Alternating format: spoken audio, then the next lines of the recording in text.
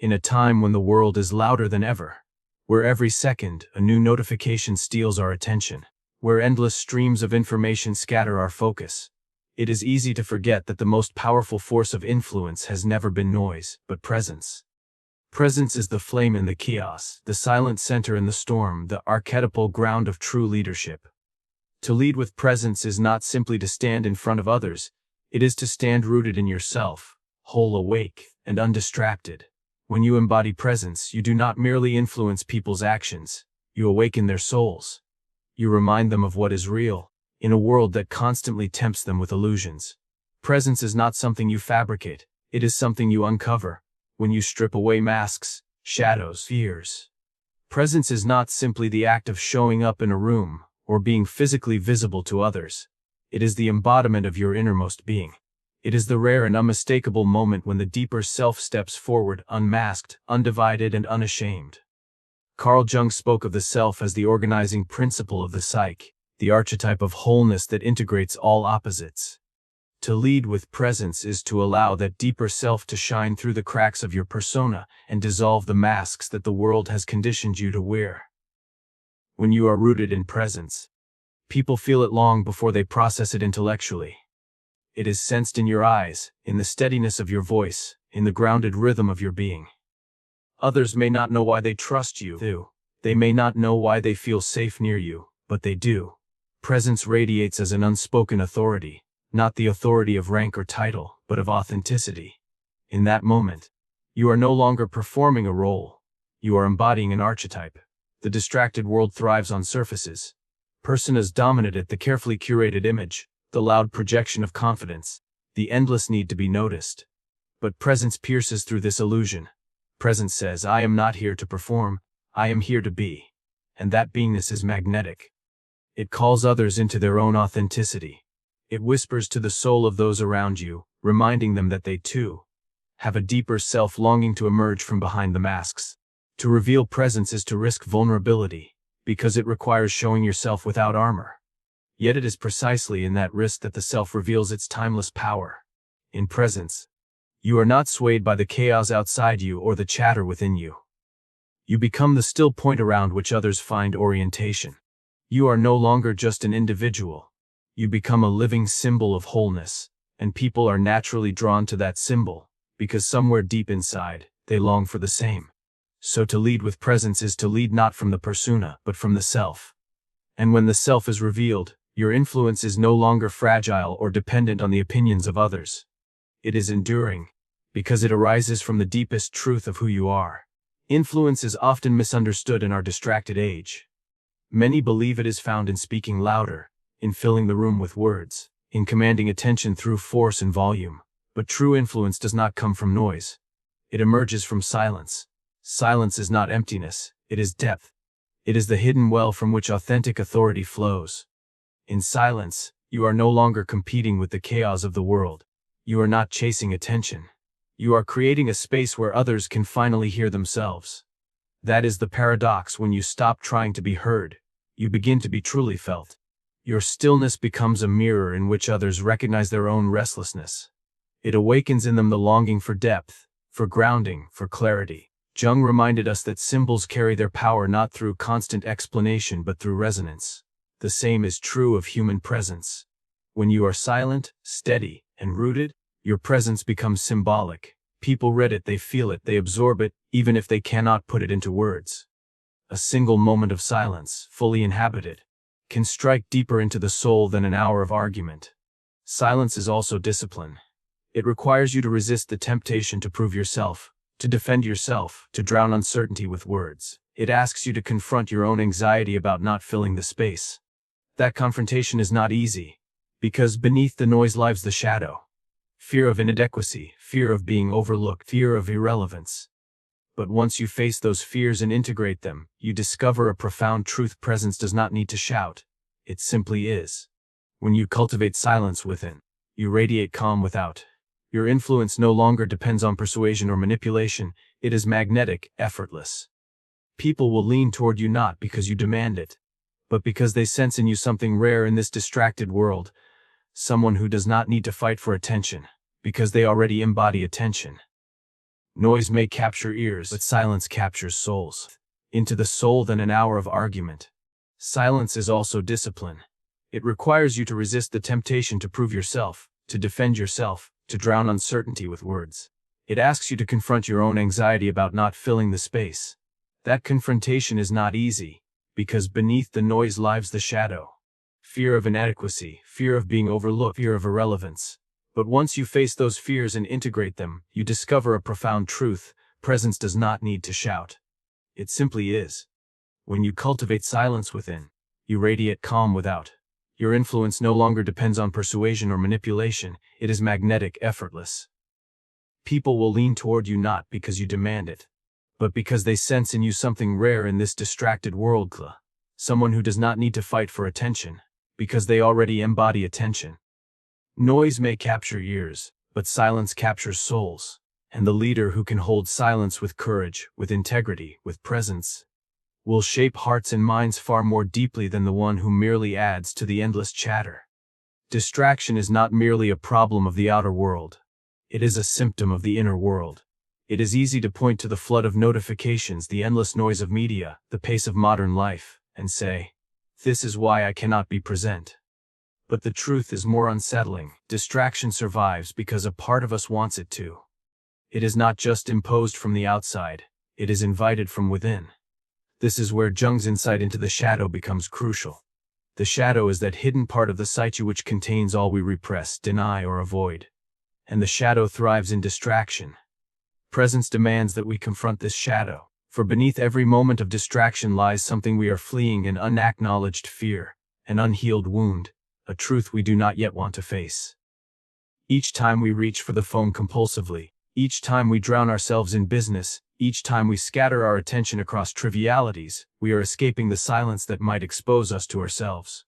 The shadow whispers, "Do not be still, or you will have to feel what you've buried." To cultivate presence, therefore, is not simply about removing external distractions, it is about facing the internal ones. It is the courage to ask, what am I avoiding in myself when I allow my attention to fragment? Perhaps it is the fear of inadequacy. Perhaps it is loneliness. Perhaps it is the terror of realizing that much of what we pursue is meaningless. Until we confront these shadows, we remain vulnerable to every new distraction the world offers. When you meet your shadow, when you bring into the light the very feelings and fears that you once tried to escape, you begin to integrate them. And with each integration, a piece of your scattered energy returns.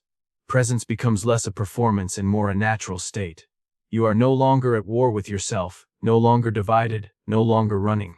You can be still because there is nothing left to hide from. The leader who has confronted their shadow becomes unshackable in presence. Others may be frantic, restless, fragmented. But in your calm they feel something different. Someone who has walked into the storm of distraction within themselves and emerged whole. Your presence, then, is not simply your own. It becomes a beacon, a reminder to others that they too can face their shadows and reclaim their wholeness. Presence is not achieved by avoiding distraction, but by transforming it. Each temptation to scatter is an invitation to look deeper. Each restless urge is a doorway to greater integration. And once the shadow of distraction is confronted, what remains is clarity, pure presence, unfragmented and luminous. When a leader stands fully present, rooted, authentic, unshaken, their presence does more than command attention. It awakens something dormant in others, something ancient and powerful, the archetype of the warrior. The warrior is not simply the fighter or the conqueror. In Jungian terms, the warrior represents discipline, courage, and the willingness to face struggle for the sake of a higher purpose. In a distracted world, where attention is fragmented and energy is wasted on trivial pursuits, many have forgotten this archetypal power within themselves. Yet, when they encounter a leader whose presence is whole and undistracted, something stirs. They are reminded of their own strength. Presence is contagious. Just as anxiety breeds more anxiety, presence generates presence in those who witness it. When you lead with presence, people around you begin to remember what it feels like to be centered, to be awake, to be aligned with their own inner truth. It is as if your stillness ignites their discipline, your focus calls forth their clarity, and your courage summons their own. In this way, the leader does not merely influence behavior, they awaken archetypal energy. Think of how a warrior inspires not through endless talk, not through demands, but through example. The sight of one individual standing steady in the storm reminds others that they too can stand. When you embody presence, you silently challenge those around you to rise above distraction, to abandon excuses, and to engage life with courage. Your leadership awakens in them the memory of their own warrior, a memory buried under layers of avoidance, fear, and passivity. This is why presence matters more than strategy or charisma. Strategy may guide the mind, charisma may charm the heart, but presence ignites the soul. And once the soul is ignited, action follows naturally. People no longer obey because must, they rise because something within them has been awakened. The distracted world breeds passivity, encouraging people to drift, to consume rather than create, to follow rather than fight. But a leader's presence interrupts this spell. It reminds others that they were not born merely to drift but to engage, to fight for clarity, for meaning, for wholeness. The warrior archetype, once awakened, refuses to sleep again. And so the leader's presence does not merely inspire for a moment. It sets in motion a lasting transformation. To lead with presence, then, is not to dominate but to awaken. It is to stand so fully in your own center that others feel the call to stand in theirs. It is to embody the archetypal warrior, so authentically that those around you can no longer deny the warrior waiting within themselves. In this way, leadership by presence becomes not an act of control, but an act of liberation, freeing others from distraction, weakness, and doubt, and guiding them back to the strength they always carried. Presence, in its highest form, is never self-serving. To be present is not to shine so that others may admire you, nor to gather power for your own sake. True presence is an act of service. It is the offering of your whole, integrated being to something larger than your personal ambitions. When Jung spoke of individuation, he made it clear the self is not simply about personal fulfillment. It is the unfolding of your life into alignment with a greater pattern, a meaning that transcends the ego. Presence, then, is how that alignment becomes visible in the world. When you are present, people do not only experience you, they experience the deeper truth that moves through you. Presence becomes a channel, a vessel, through which something archetypal, timeless, and greater speaks. The wise leader archetype awakens here, not through force but through service. Your presence is no longer about your image, your control, or your recognition. It becomes about the vision you serve, the community you uplift, the meaning you embody. The ego resists this. The ego wants presence for itself, for applause, for admiration, for authority. But such presence is shallow. It vanishes the moment distraction arrives. By contrast, the presence that serves something greater is enduring, because it is not tied to the fragile self-image but to the eternal. People sense this difference instantly.